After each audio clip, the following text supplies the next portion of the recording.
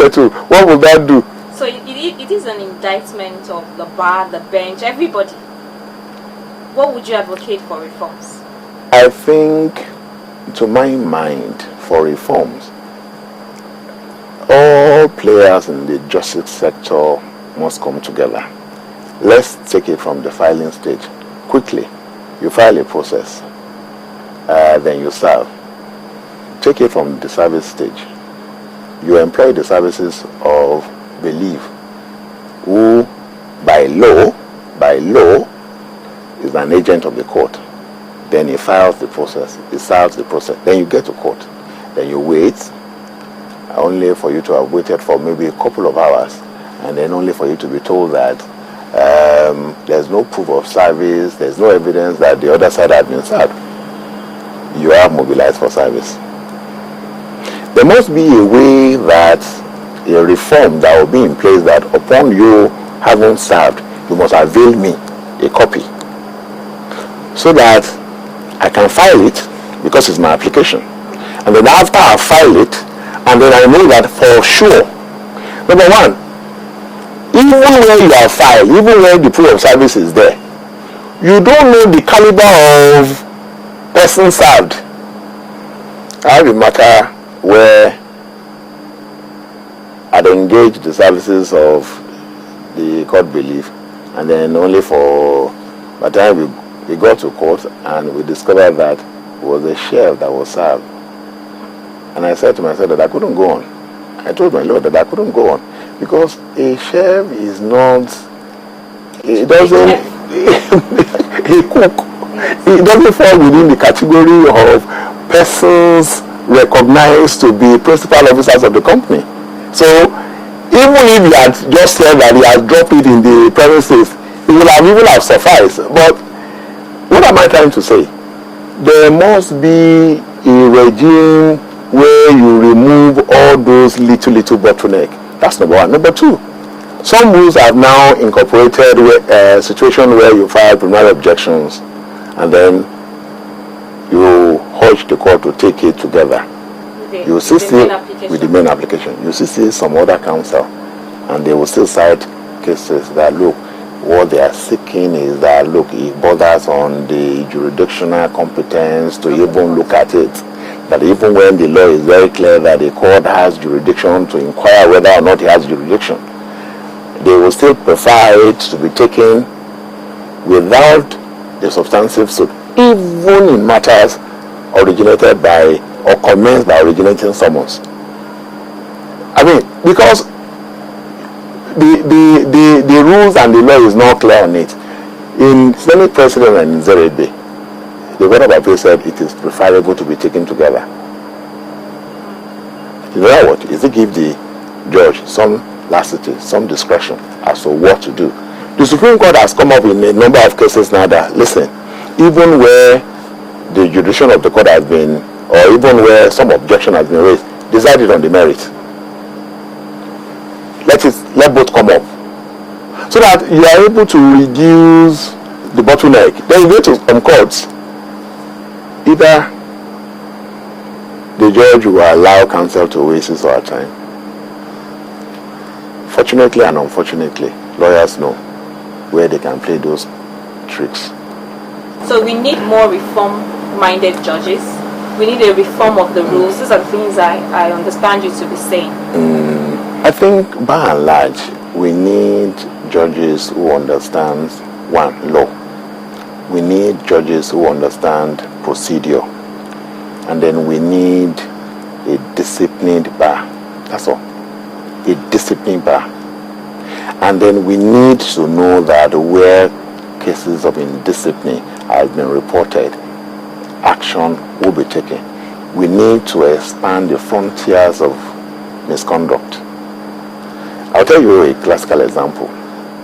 There was a case of a senior counsel that was in England, a Nigerian counsel, but who also has the privilege to practice in England. And then he had taken on an argument, and then the judge had said to him, have you read the case between so and so? Then he said no. Then he allowed him. Then, in the course of the argument again, then he said, Mr. X, have you read the decision of the court in so? And he said no. He said, okay, I will stand this matter down. Go and read it. The matter was stood down. He went and read it. He came back. And then he said, my lord, I want to withdraw my argument on so. Because was it that there were precedents? Because the law has been decided. And so his arguments were unnecessary. The law had been decided on that point. That is a jurisdiction where you respect, where there's discipline. I doubt very much whether that will happen here. In the clear face of provisions of the law, in the clear face of the decision of the higher, let me even say the highest court in the land, counsel has been known to argue, sometimes to pretend not to know that those laws exist. Sometimes, I don't know, maybe they do not even know. Most people believe that senior lawyers should drive this process of discipline and reform. So what do you think of the quality of lawyers in Nigeria today and the quality of lawyering generally? I want to say that the standard is high, very high. A lot of improvement can be made. Don't forget also that now there is an attempt being made to cleanse the house. You recall that our ex-president, ex-vice president J.B. Daudu is now the chairman of the disciplinary committee, and some lawyers have had their name struck out. So what that does is that there's a clear signal. But my take, and it is my humble view, that a lot still needs to be done. We need to extend the frontiers of misconduct in the interest of the bar, in the interest of the profession itself. What specifically do you think of the quality of persons who became senior advocates in 2013 and the process through which they emerged? Let me say this, that if you look at the process through which they emerged, that process was tedious. I recall that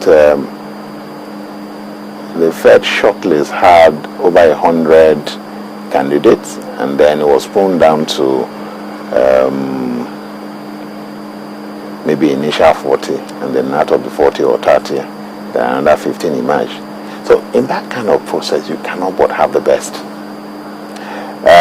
So the best emerged. But by and large, the market knows good lawyers.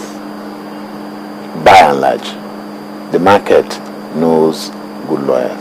In terms of discipline, I know, because who feels it knows it. A lot of our senior lawyers are sitting up now. That is not to say that there can be room for improvement. That they have laid good example. A lot of them have. Another thing that is going to tell on the courts, lawyers, the whole judiciary process this year especially and next year is elections are around the corner. Yeah. There have been these arguments that the courts perhaps gets too involved in political disputes and there's a need to shield the courts, and I don't know, because we've had issues in the past, and you very well know about Justice Salami and Justice Aloysius Katsina Alu, the face-off over politics and all of that. As you know, the elections draw closer, 2014, 2015. What role should the courts play so that we don't get to see that kind of acrimony that we saw between those two principal officers of the time? The court should play its traditional role of unbiased, impartial arbiter, and the court should uphold the role of natural justice. Where enactment has been brought before the court for interpretation, the court should interpret it, that particular enactment, in a way and manner that justice will be done. Justice will not only be seen to be done, will be seen to have been done. Now, when you do that, then you are sending a clear signal that the court can no longer be used as tools in the hands of the politicians. Now, again, the politicians should be one to steer clear. It is very, very important. And then judges should remind themselves that the oath that they took at the beginning, where they assume judicial function, is to administer justice without fear or favor. They should not allow themselves to be drawn into political arena. I will tell you that the politicians are responsible for the decadence, not only that we see in judicial circle, the decadence that we have witnessed in the Nigerian state as a whole. To my mind, it appears that the politician or the executive deliberately, over the years, have taken a policy to underfund the judiciary with a view to having them firmly under grip. And everybody have watched helplessly. It is the bar that has that responsibility to speak or to back, and if necessary, to bite. On the home stretch, we turn our attention to the Southwest Lawyers Forum, Egbe Amofi. Last week, a group of the Egbe had met in Lagos, and 15 of the Southwest chairmen represented at the meeting said they endorsed the candidacy of Mr. Dele Adesina for the presidency of the Nigerian Bar Association.